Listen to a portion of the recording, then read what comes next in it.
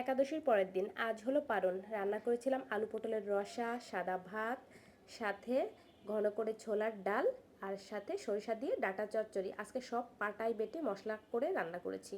কাজবাজ কমপ্লিট করে স্নান শেষ করে এমনকি ঠাকুর পূজাও দেওয়া হয়ে গেছে। আমি একটু প্রসাদও মুখে দিয়েছি। প্রচণ্ড গরম, এর ভিতরে যদি ভিজা চুল বেঁধে রাখি আমার আরও বেশি খারাপ লাগে। এর জন্য একটু বসে আগে চুলটা শুকিয়ে নিলাম। চলুন এখন রান্না বান্না করি। গতকাল রাত্রেই ছোলার ডালটা ভিজিয়ে রাখছিলাম, একদম ঘন করে করব। যদিও ভাতের সাথে অত ঘন ডাল ভালো লাগে না, তো একটু বেশি করে করছি আজকে। কারণ ছোলার ডালটা সবসময় রান্না করা হয় না, অনেক দিন পরে করছি। নিরামিষভাবেই তো করব, যেহেতু আজকে একাদশী পরের দিন পারণ। এক চুলায় ডাল বসিয়ে দিলাম সিদ্ধ, আর এক চুলায় ভাত বসিয়ে দেব। যেহেতু আজকে হলো শুক্রবার, জানি না চুলায় কতটুকু রান্না করতে পারবো।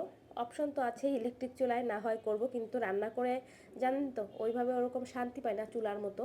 মানে চুলায় ইচ্ছা মতো রান্না করা যায়, কিন্তু ওইভাবে অন্যান্য কিছুতে রান্না করে শান্তি নেই। ওই যে ঠেকা কাজ চালানো যায়। তো প্রথমে আলু পটলের রসাটা করে নেব। ডালটা আস্তে আস্তে সিদ্ধ হচ্ছে, কারণ ডাল সিদ্ধ হতে অনেক সময় লাগবে। প্রেশার কুকার যদিও আছে, কিন্তু আমার একদমই প্রেশার কুকারটা ইউজ করতে ইচ্ছা হয় না। অনেক দিন প্রেশার কুকার ইউজ করি না, তো এর আগে ভেবেছি একটু বের করব। ডাল টাল সিদ্ধ করলে দেখা যায় দিলে ভালো হয়, তাড়াতাড়ি হয়ে যায়। আর আজকে কিন্তু সব মশলা পাটায় বেটে তারপর রান্না করব। সাধারণত গুঁড়া মশলা দিয়ে কিন্তু সবসময় রান্না বান্না করি, কিন্তু পাটায় বেটে যখন মশলা করা হয় ওই রান্নার স্বাদ কিন্তু বেশি ভালো হয়। সব থেকে বড় কথা হলো অলসতা, তারপর সময় সুযোগের অভাবেও মশলা করা হয় না, অলসতাই বলা যায় তার থেকে বেশি। তো আলু পটলের রসা করার জন্য ভালো করে আলু পটলটা ভেজে নিয়েছি। তারপর এখন দিয়ে দিলাম মশলাটা, আর অর্ধেকটা রেখে দিয়েছি, ওইটা হলো ডালে দেব। যেহেতু এখানে আদা, তারপর গোটা জিরা, ধনিয়া, তারপর মরিচ আছে, তো এইটা ডালেও দেওয়া যাবে, দিলে ভালো লাগবে।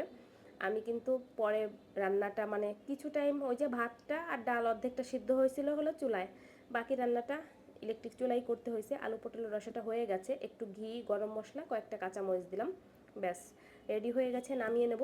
এর ভিতর যদি ওরা কেউ খেতে চায় তাহলে খাবারও দিয়ে দেব, কারণ বেশ দেরি হয়ে গেছে, মানে 9টার মতন বাজে। সকালেই উঠেছিলাম, তো অনেকটা টাইম আমি বসেছিলাম।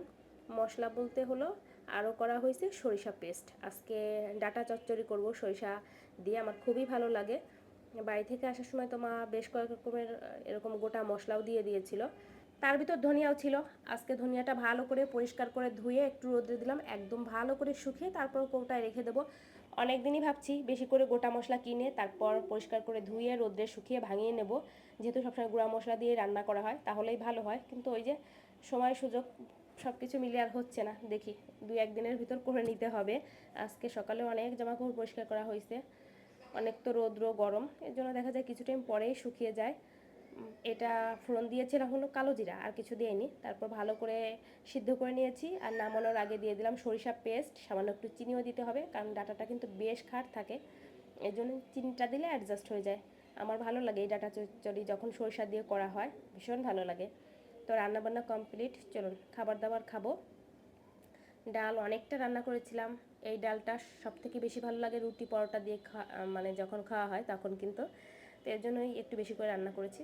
তো চলুন খাওয়া দাওয়া করে নেই, আর ব্লগটা এই পর্যন্তই থাকছে। আগামীকাল নতুন কোনো ব্লগে দেখা হবে। আজকের মতো এখানেই, টাটা।